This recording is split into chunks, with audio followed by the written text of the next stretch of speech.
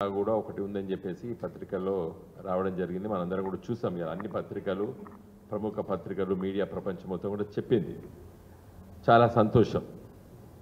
ఎందుకంటే ఆ railway line Bhadrachalam నుండి మల్కన్గిరి, ఒరిస్సాలో ఉన్నటువంటి ఒక పట్టణానికి దాదాపు 200 కిలోమీటర్ల రైల్వే లైను శాంక్షన్ అయిందని ఆ క్యాబినెట్ క్లియరెన్స్ చేసిందని చెప్పి నిన్న చెప్పడం జరిగింది. అయితే ఈ రైల్వే లైను చాలా ముఖ్యమైన రైల్వే లైన్. ఎందుకంటే తెలంగాణ ప్రజలు ఏదో రైల్వే లైన్ అని ఉంటారు కాబట్టి దీన్ని కొంచెం స్పష్టంగా మన తెలంగాణ ప్రజలకి, ముఖ్యమైన నాయకులకి అందరూ కూడా తెలవాలని చెప్పి ఈ పత్రికా విలేకరుల సమావేశం. అయితే పేపర్లు ఏమొచ్చింది, పాండురంగాపురం నుండి మల్కన్గిరి అని వచ్చింది. పాండురంగాపురం అంటే అది కొత్తగూడెం నుండి మనుగూరుకు వేయేటువంటి ఆ రైల్వే లైన్లో ఒక రైల్వే స్టేషన్, దాని పేరు పాండురంగాపురం. అక్కడి నుంచెలే మనం డైవర్ట్ చేసి గోదావరి బ్రిడ్జ్ దాటి భద్రాచలంకి వెళ్తాం ఇప్పుడు ఆర్ఎన్బి రోడ్లో. ఆ రైల్వే లైన్ కూడా అక్కడ నుండి పాండురంగాపురం టు మల్కన్గిరి అని దానికి పేరు పెట్టాను. అందుకోసం పెట్టాను. మధ్యలో బ్రాకెట్లో భద్రాచలం. భద్రాచలంలో రైల్వే లైన్ లేదు, ఈరోజు రైల్వే స్టేషన్ లేదు, రైల్వే లైన్ కూడా లేదు. కానీ భద్రాచలం రోడ్ అనే ఒక రైల్వే స్టేషన్ ఉంది, అది కొత్తగూడెంలో ఉంటుంది. కాబట్టి ఇది కొంచెం క్లారిటీ కోసం చెప్తున్నాను. పాండురంగాపురం టు మల్కన్గిరి, ఒరిస్సాలో. మల్కన్గిరి నుండి జైపూర్, JEYPOR, జైపూర్. అది విశాఖపట్నం నుండి మరి ఛత్తీస్గఢ్కి వెళ్ళి ఉన్నటువంటి రైల్వే లైన్. కిరందుల్లా ఒకటి ఉంటుంది, అక్కడికి వెళ్ళేటువంటి రైల్వే స్టేషన్కి ఇది కలుపుతామని చెప్తున్నారు. మళ్ళీ అది కూడా అప్రూవ్ అయిపోయింది. సో ఇది ఎందుకు ముఖ్యం? చాలా ప్రాముఖ్యతతో కూడుకున్నటువంటి రైల్వే లైన్ ఇది. మరి కేంద్ర ప్రభుత్వము, మోడీ గారి ప్రభుత్వం ఒక కోణంలో ఆలోచిస్తున్నది.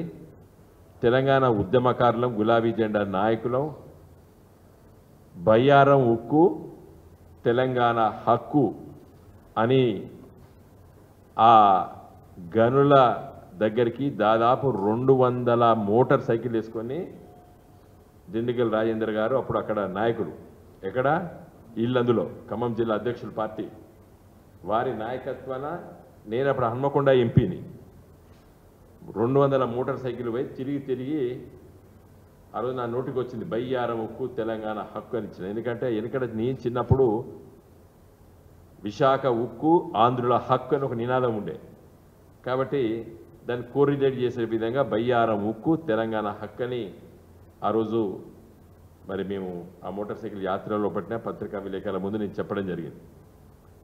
అదే నినాదంతో గత 15 సంవత్సరాలు కొట్లాడుతూనే ఉన్నాం, బయ్యారం ఉక్కు తెలంగాణ హక్కు అని. మీకు అందరికీ తెలుసు, ఆంధ్రప్రదేశ్ రాష్ట్ర విభజన చట్టంలో చాలా స్పష్టంగా షెడ్యూల్లో పొందుపరిచారు. ఏది? బయ్యారంలో స్టీల్ ప్లాంట్ ఏర్పాటు చేయడానికి sale, steel authority of India limited ఒక డీటెయిల్ ప్రాజెక్ట్ రిపోర్ట్ సబ్మిట్ చేస్తుందని చెప్పడం జరిగింది. సేల్ అధికారులు కూడా నవంబర్ 2014 రిపోర్ట్ కూడా ఇచ్చారు. దాంట్లో కొంత మీమాంస, ఇక్కడ ఉన్నటువంటి బయ్యారం ఉక్కు నాణ్యతతో లేదు, ఇది ఇక్కడ ఎక్స్క్లూజివ్ స్టీల్ ప్లాంట్ పెట్టే అంత మంచి ఐరన్ ఓర్ లేదు ఇక్కడ బయ్యారంలో, కేవలం పెలెట్స్ తయారు చేయడానికి పనికొస్తుంది. ఇంకా రేపు ఐరన్ ఓర్ అంతా ఈ దేశంలో పోయిన తర్వాత నాణ్యతతో కూడుకున్నది అయిపోయిన తర్వాత దీనిని ఉపయోగించుకోవచ్చు నెక్స్ట్ జనరేషను అని చెప్పి వాళ్ళ రిపోర్ట్లో ఇచ్చి వాళ్ళు ముందుకు రాలేదు. సేల్ ఇది ప్రభుత్వ రంగ సంస్థ. ప్రభుత్వ రంగ సంస్థ బాధ్యతతో కూడుకున్న విధంగా పనిచేయాలి. గత 10 సంవత్సరాల నుండి పార్లమెంట్లో మేమందరం ఎంపీలుగా ఉన్నప్పుడు, తర్వాత మా కొలీగ్ ఎంపీస్ మళ్ళీ రెండోసారి గెలిచిన వాళ్ళు వీళ్ళందరూ కూడా కొట్లాడినాం. బయ్యారంలో ఉక్కు కర్మాగారం, బయ్యారం అంటే బయ్యారం ఊర్లో కాదు, చుట్టుపక్కల ఎక్కడ ఉంటే అక్కడ వీలైతే అక్కడ పెట్టచ్చు, దాని తప్పేం లేదు. అయితే సేల్ అథారిటీ వాళ్ళు కూడా అక్కడ ఏదో పాల్వంచి దగ్గర ఏదో గ్రామం చూసినాం, అక్కడ ప్రభుత్వ భూమి ఉంది 20,000 ఎకరాలు, అట్లా ఇట్లా కూడా రాసుకున్నారు. కానీ ఈరోజు దాన్ని మేము పరిశీలన చేసి ముందుకెళ్తున్న సందర్భంలో national mineral development corporation NMDC వాళ్ళు ఒక స్టడీ చేసుకున్నారు. వాళ్ళంతటా వాళ్ళు స్టడీ చేసుకొని దీనికి ఛత్తీస్గఢ్లో బెల్లాడిల్లా అంటే ఎన్ఎండిసి గనులు ఉక్కు గని ప్రాంతము.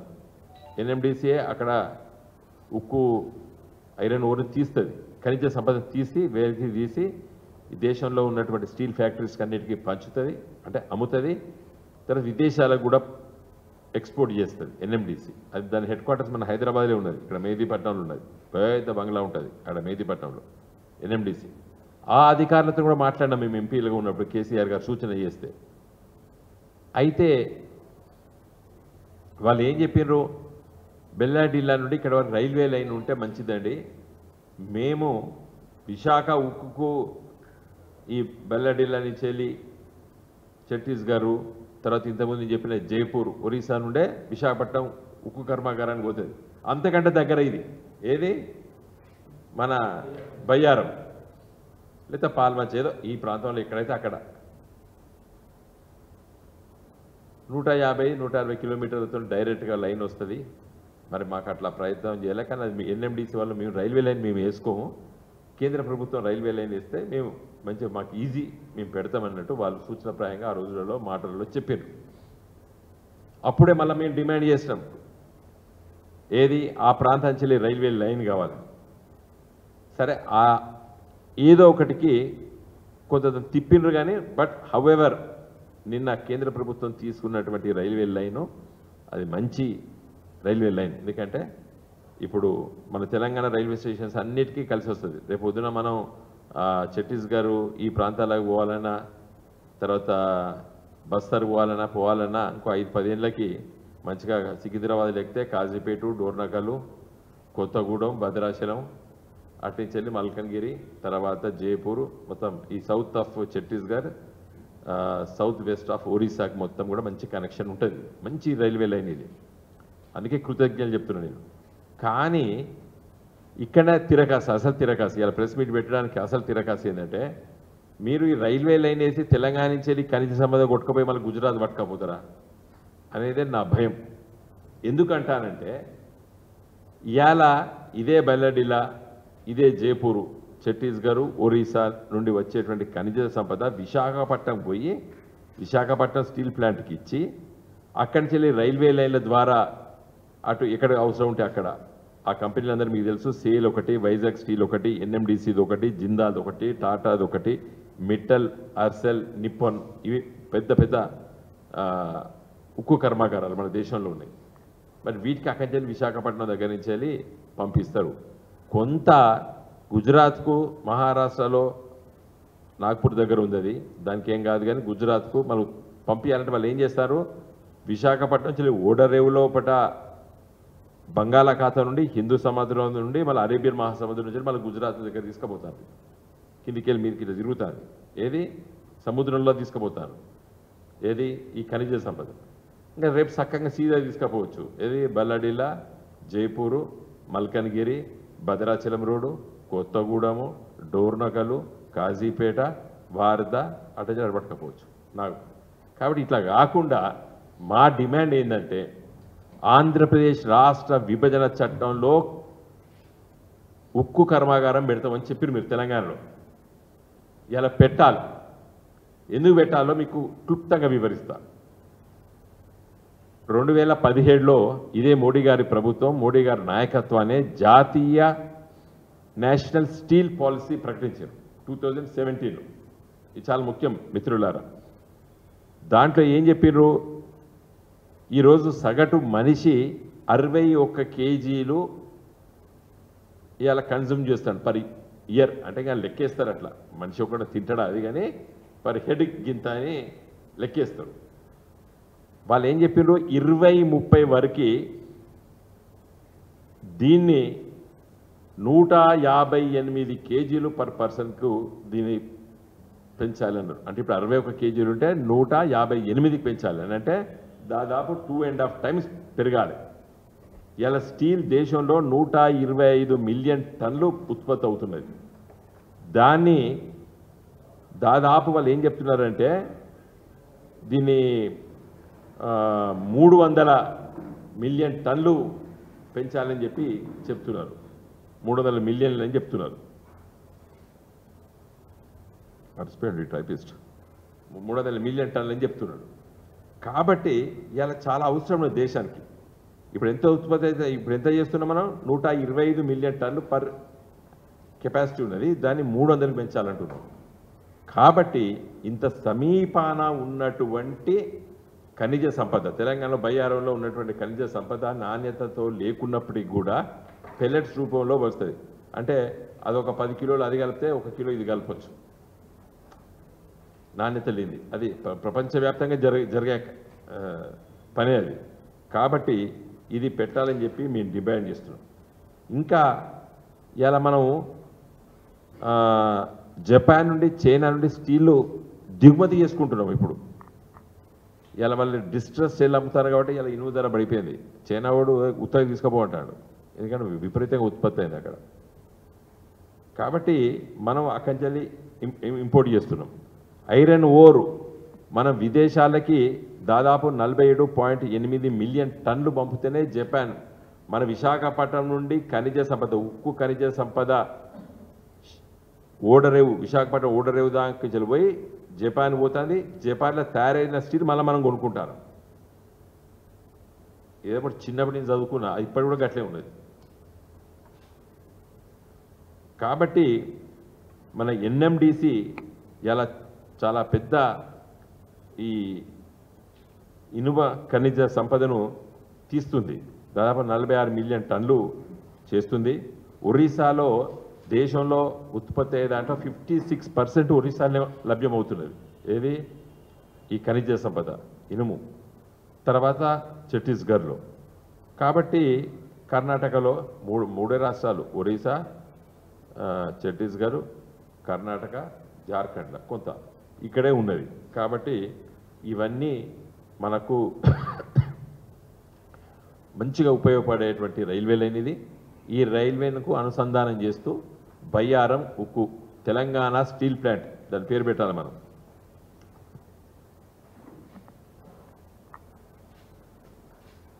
Telangana steel plant.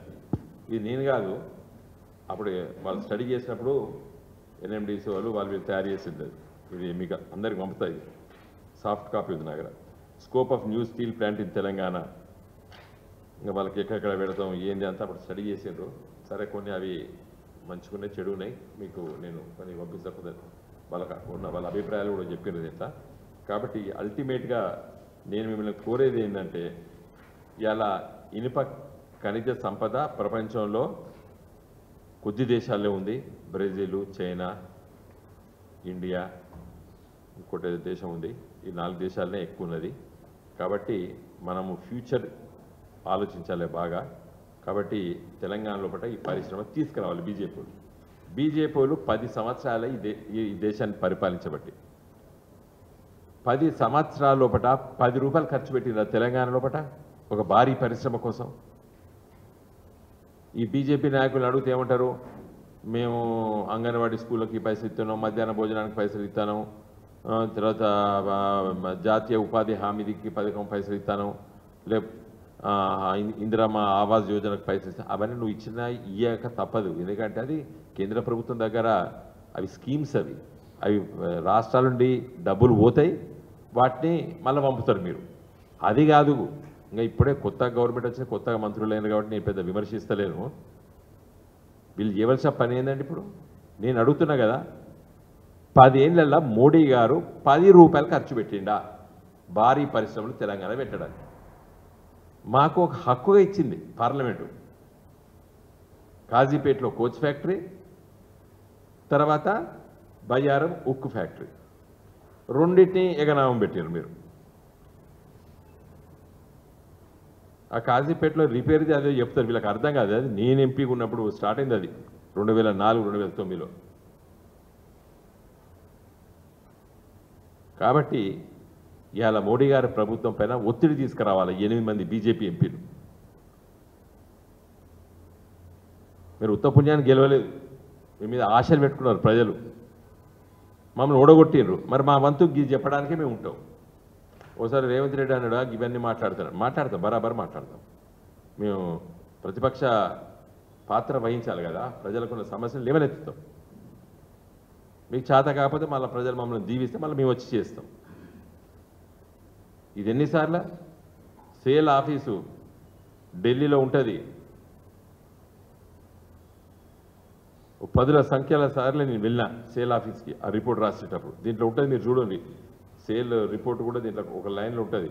2014 నవంబర్లో మరొక ఊర్లో 20,000 ఎకరాలు అనేది మాకు ఇది అవసరము అని కూడా రాశాను. తిరిగినాము. అందుకోసమే ఇంటోడు ఉండాలి, మట్టి పనికైనా ఇంటోడు ఉండాలి, ఇంటి గురించి ఆలోచించేటోడు ఉండాలి, తెలంగాణ కోసం ఆలోచించేటోడు ఉండాలి. ఇలా రైల్వే లైన్ శాంక్షన్ అయింది, అది ఎక్కడ శాంక్షన్ అయిందో సగం మందికి తెలియదు. వీళ్ళకి తెలుసుకోవాలి కదా, కష్టపడాలి కదా.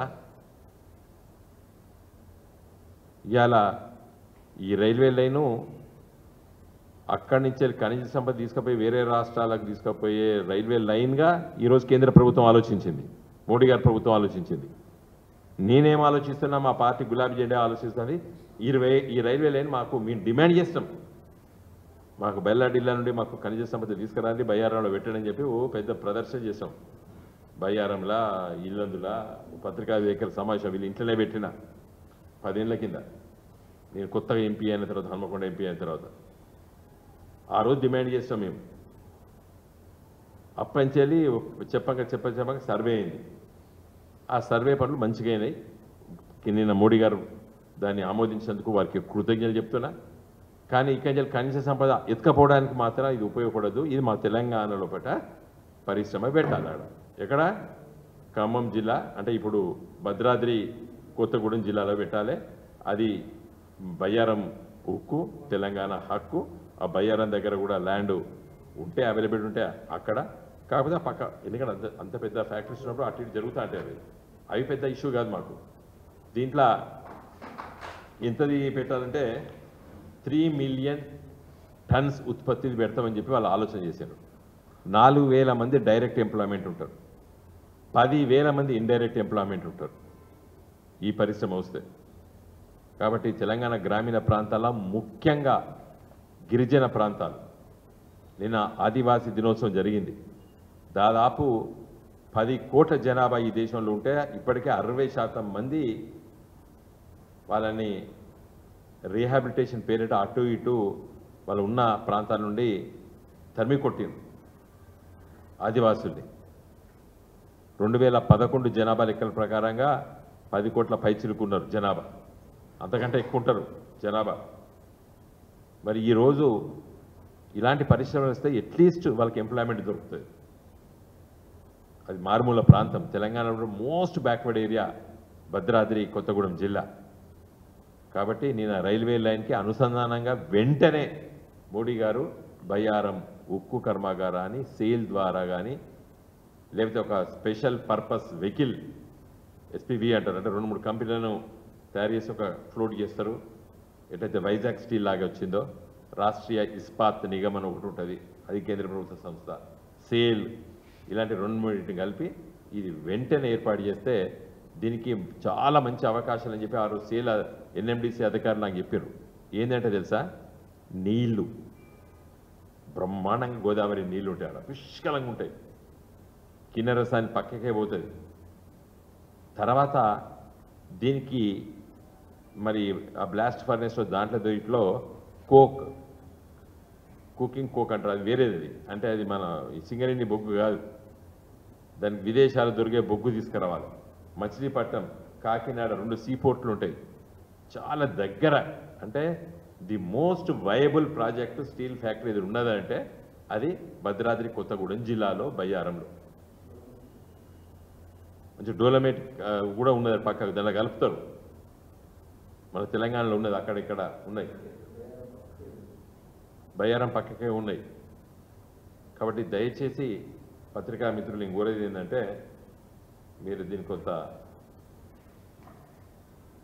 ప్రముఖంగా తెలంగాణ బిడ్డలు మీరు, కాబట్టి చాలా సందర్భాల్లో కూడా ఈ ఇష్యూ మీద మేము రేజ్ చేసాం, మీరు కూడా చాలా సందర్భాల్లో దీనిపైన స్పందించారు. కాబట్టి మిమ్మల్ని మళ్ళొకసారి కోరుతున్నా, కేంద్ర ప్రభుత్వం వెంటనే మోడీ గారు ప్రభుత్వము నిన్న రైల్వే లైన్ ప్రకటించారు. అదేవిధంగా బయ్యారంలో ఉక్కు కర్మాగారం తెలంగాణ ప్రజల హక్కు. జై తెలంగాణ.